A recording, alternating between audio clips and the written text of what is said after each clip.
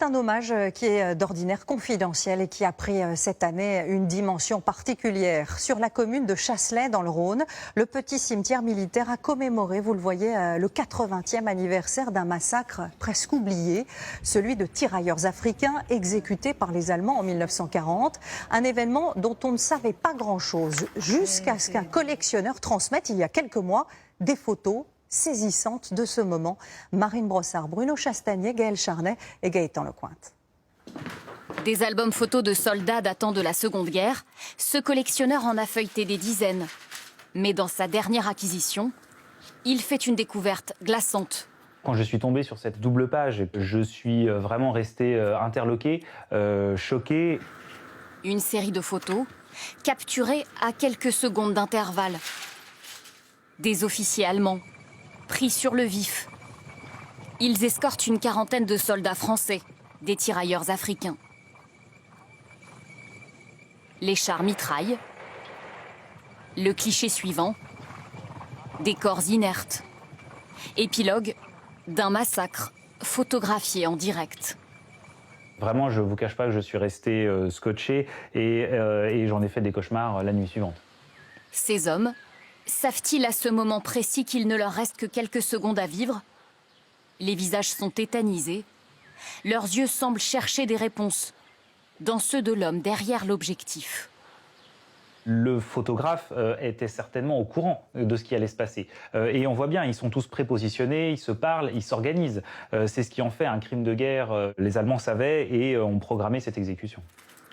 Ces scènes, un homme les localise immédiatement. En fond, le mont Verdun qui permet clairement d'identifier le lieu comme étant le lieu du massacre. Cet historien travaille depuis 20 ans sur le parcours de ces tirailleurs africains. Leurs corps reposent ici. 188 tombes, l'un des plus importants massacres de soldats noirs commis pendant la guerre. Les exécutions étaient alors quasi systématiques. Pour beaucoup de militaires allemands, ils n'étaient pas des soldats, pas même des hommes. Il représentait beaucoup de choses pour eux en termes de guerriers, de sauvages. C'était l'autre finalement, c'était celui qu'on ne connaissait pas et donc on le photographiait pour satisfaire sa curiosité, mais aussi pour marquer sa fierté de l'avoir vaincu. Après la capitulation, ces crimes sont réduits à des péripéties de guerre et ne seront jamais jugés. Ce spécialiste a longtemps cru à la responsabilité des SS. Désormais, il le sait, c'est l'armée régulière allemande qui est coupable.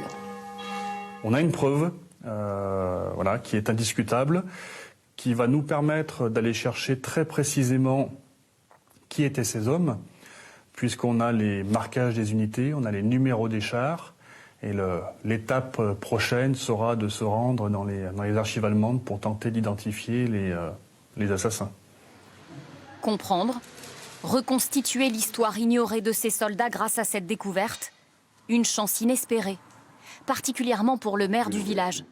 Dans son bureau, il conserve précieusement les objets retrouvés sur les corps des soldats. C'est un peu de leur âme.